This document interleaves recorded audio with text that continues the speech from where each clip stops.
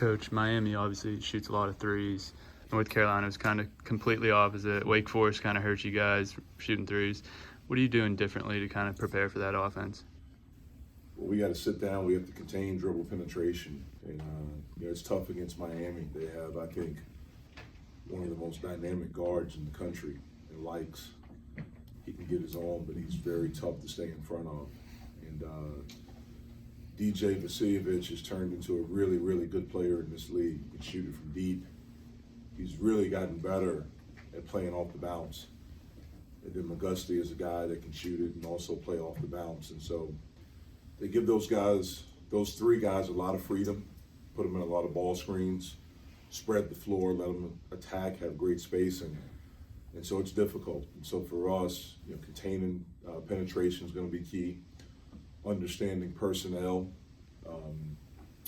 is going to be very, very key. Talking and communicating is going to be big for us. Transition defense is going to be big for us. And trying to make them take contested shots is going to be something that we've worked on today and we'll work on tomorrow. And hopefully by Sunday we're ready to go. How would you evaluate Gerald's performance since he's come back from his injury? I think he's been okay. I think he's done some good things. Obviously, he's not 100%, and his condition is not where it needs to be. But I think he's done some solid things for us. As a team, Jeff, I mean, how much does Miami in some ways maybe kind of epitomize sort of the unpredictability or the openness of the conference this year, where you maybe look at their records, I think overwhelming, but when you see them play, it's a good team. They're good. If you just look at their record in the league, they're 1-3, but it's 2 losses to Louisville and other losses to Duke. I think a lot of people would lose to those teams.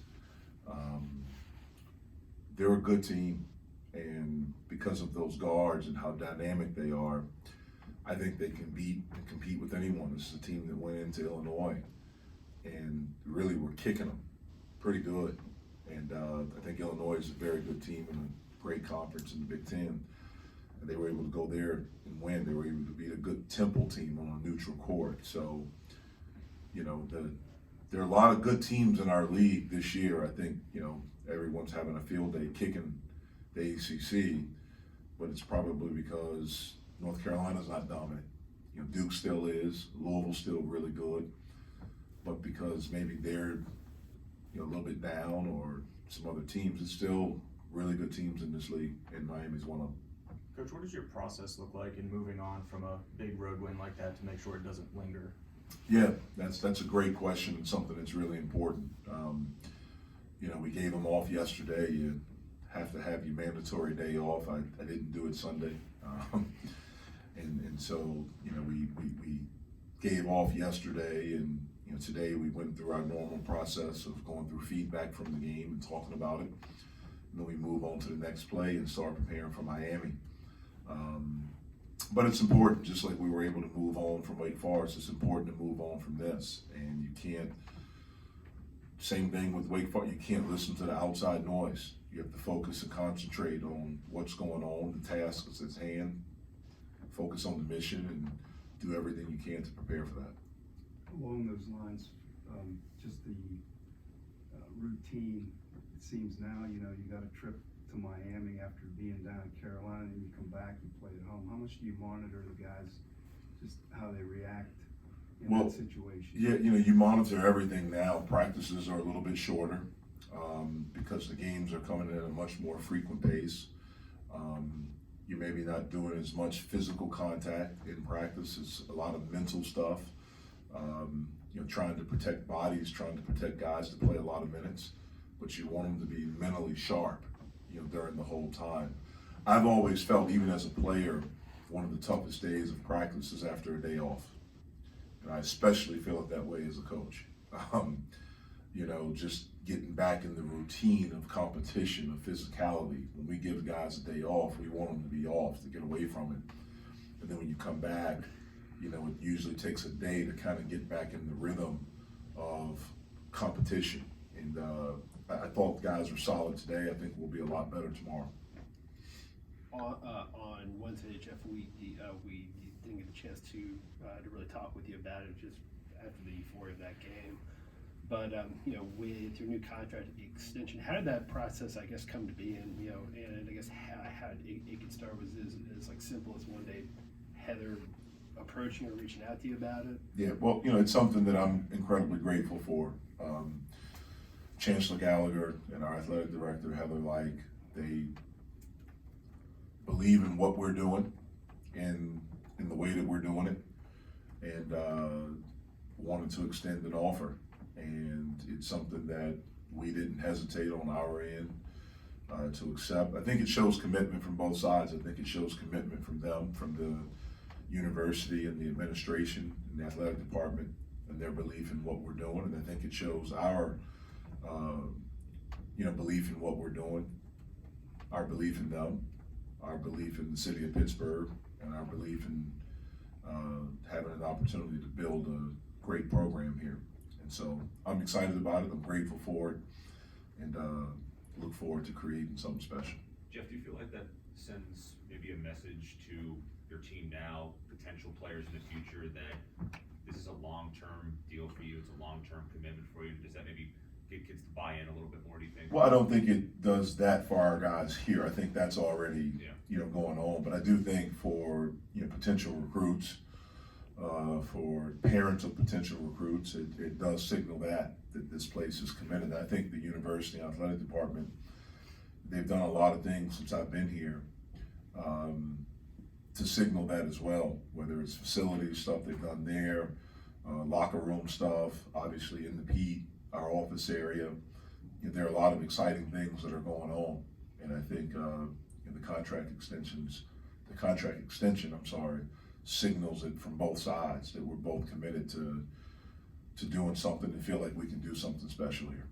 Jeff, when you were first talking with the leadership here a couple of years back, when they're trying to bring you on, I figure during that pitch process, there are probably any number of things that they tell you in terms of what they can do for you. How has your experience here so far matched, I guess, what you were presented during that process? Yeah, it's been, again, one of the reasons why I felt like this was the right opportunity for me was because of Chancellor Gallagher and Heather. I believed in them, I believed in their vision, I believed in their commitment to what it's going to take, and them understanding what it's going to take in order to turn this thing around. And they've done that. They followed through on everything that we talked about. Everything we talked about on that day, that night, a couple of days before that, and then then some since we've been here. So there have been some things that have come up since we've been here that we've talked about, and they've been committed to it. So it's been good. Coach, Justin has shown a really unique, maybe not unique, really good ability to kind of find soft spots in the defense, particularly along the baseline. It seems like he gets a baseline dunk every game. How impressive is that for a freshman to just show that IQ of knowing, exactly where to attack and when? Yeah, I mean, it's impressive. He's had some really great moments as a freshman so far this season. And the thing that we're trying to help him to do is to become consistently good. It also helps that his teammates have found him in those spots. And they look for him. I think his teammates have a lot of confidence in him in those spots. And so, we want to continue to help him develop and continue to help him grow and to learn more about the game, to learn more about the preparation and the work that it takes to become a really, really good player. And, he has a chance to do that, but the really, really good players are consistently good. And that's the next step for him, is to try to find the balance to do that. Not the balance, to try to find the understanding of how to do that. It kind of flies in the face of that consistency, but is it almost good in a way to see him open a game ice cold and just stick with his shot and find it halfway through? No. I'd rather for him to make him early and make him throughout. Did you see a confidence change in the second half, though? Your guys wanting to make those big shots and take them? Well, I thought in the second half, the biggest thing was our energy. I thought that changed everything. I thought it ignited it ignited us and it connected us. And I thought it started on the defensive end, and I thought that carried over to the offense.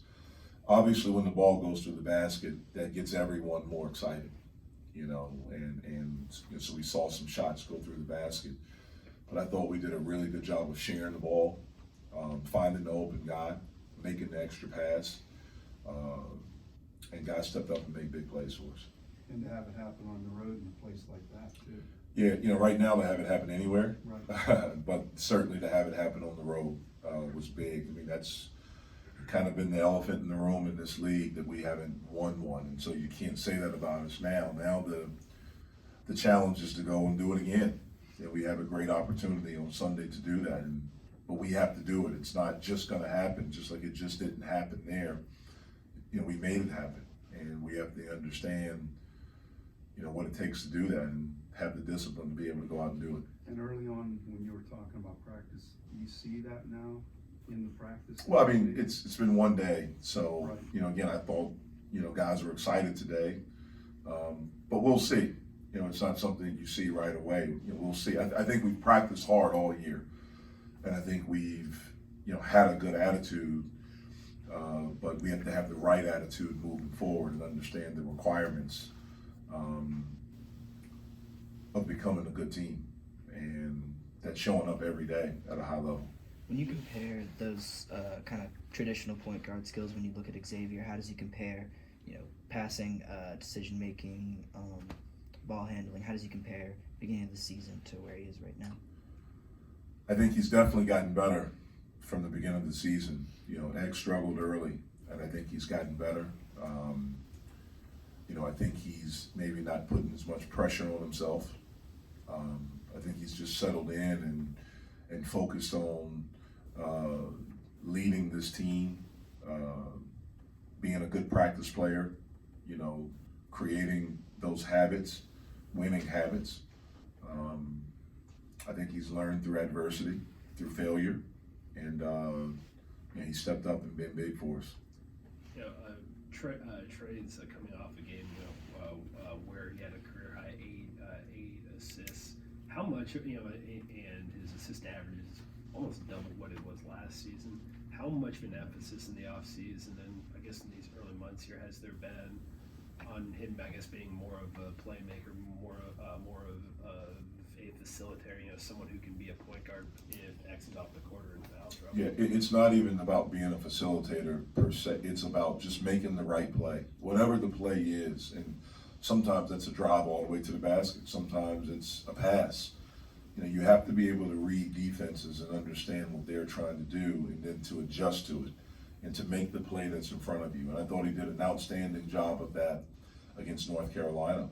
And he mixed scoring because he had 24 points, but he really did a good job of attacking and finding open guys and just making simple plays. And for both he and Xavier, because those are the two guys that do that for us, it goes hand in hand. I mean, they have to understand, when I say they, all of them, how much they need each other.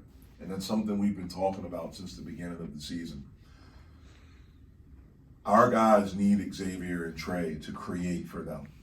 Those are two guys I think that they can be difficult to keep out the paint.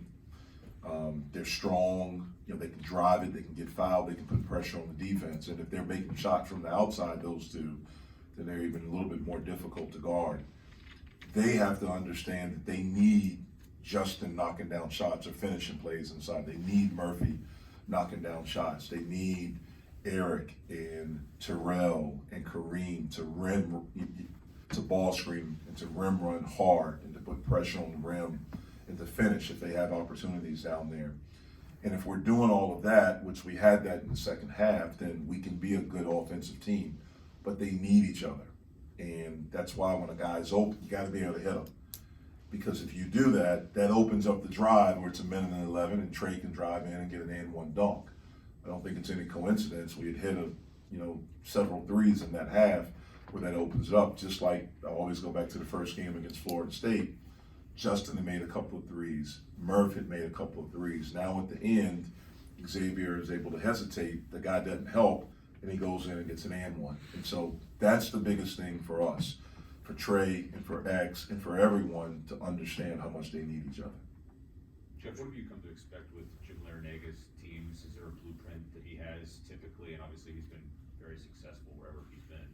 I think he's been successful because of his ability to adjust and adapt, to whatever type of team he has. I don't think any team is the same.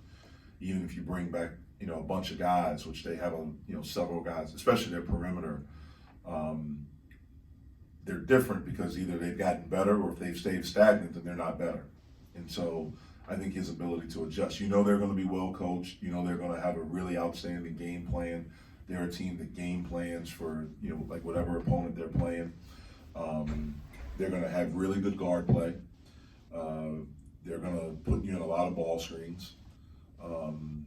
And they're going to give guards freedom to make plays. And I think he has 3 outstanding guards that start. He has a couple of guys that come off the bench, I think, that are good. 2 young guards, 2 freshman guards that are good and going to be really good. But those 3 that start are very, very dynamic. And we have to be prepared to do a good job of playing them and try to do a good job against them. Down in Chapel Hill, X was telling us that after the Wake Forest game, you shared a clip of The Lion King with him. I think earlier this season it was Rocky you shared with him. Do you have a running list of movies or pop culture? Well, I have some just things. I mean, I don't have a bunch of stuff saved in my phone, but I have stuff that, if I see something or think of something that I think would be appropriate or could help someone, on our team to help them to understand something maybe a little bit differently, or that's a message that you're trying to get across, then periodically I'll share with an individual or team. Did you see or think that the message got through to him? I did. I thought it was appropriate, and I thought I know he appreciated it after I sent it, and I think it helped. I hope it helped. Is there any update on Odysseus? Yeah, he practiced today, so he's cleared to practice, and unless something happens, then he'll be ready to play on Sunday.